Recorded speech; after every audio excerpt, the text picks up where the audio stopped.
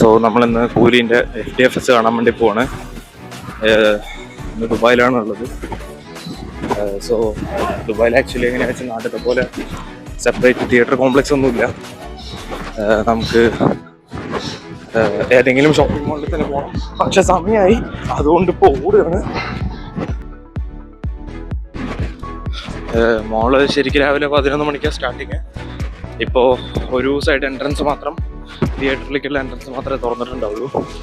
അതുവഴി മാത്രമേ നമുക്ക് പോകാൻ പറ്റുള്ളൂ.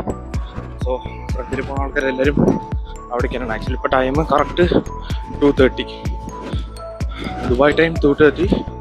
നാട്ടിലത്തെ ടൈം എത്ര 1.5 മണിക്കൂറല്ലേ, 4 മണി. മെയിൻ എൻട്രൻസ് തുറക്കാത്തതുകൊണ്ട് പാർക്കിങ്ങിൽ കൂടെയാണ് ഇപ്പം നമ്മൾ അകത്ത് പോകുന്നത്. സോ പാർക്കിങ്ങിൽ കൂടെ പോയിട്ട് ഇപ്പം തന്നെ ഒരുവിധം ആൾക്കാരൊക്കെ വന്നു തുടങ്ങിയിട്ടുണ്ട്. നേരെ അകത്തേക്ക് കയറുകയാണ്.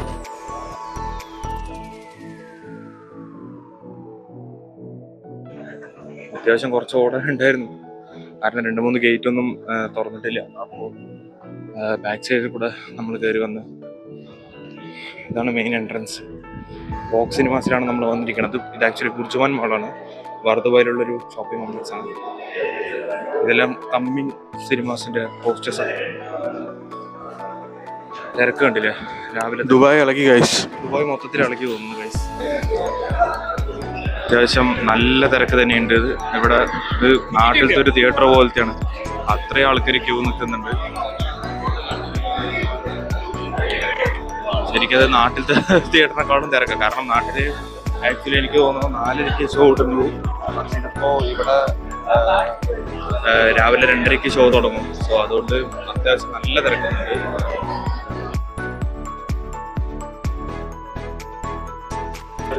ഇവിടെ ചെക്കിങ് കഴിഞ്ഞു, നമ്മുടെ അകത്ത് കയറുകയാണ്.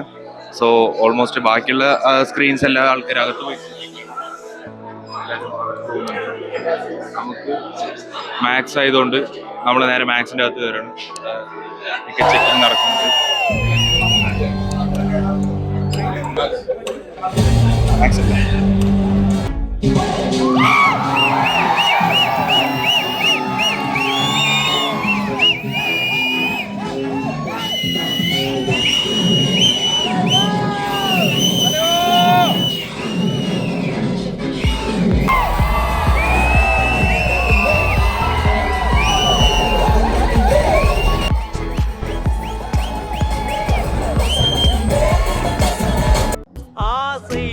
അങ്ങനെ സിനിമ കഴിഞ്ഞിരിക്കുകയാണ്. സിനിമ കഴിഞ്ഞിട്ട് ആൾക്കാർ ഇറക്കി തുടങ്ങി. പോയ ആവേശം വരുമ്പോൾ ആർക്കില്ല. എല്ലാവരും വളരെ സങ്കടത്തോടെ നടന്നു പോകുന്ന ഒരു കാഴ്ചയാണ്. നേരം വെളുത്തു, പിന്നെ അവരവരുടെ പണികൾ നോക്കുക. വല്ലാത്ത സങ്കടമുണ്ട്.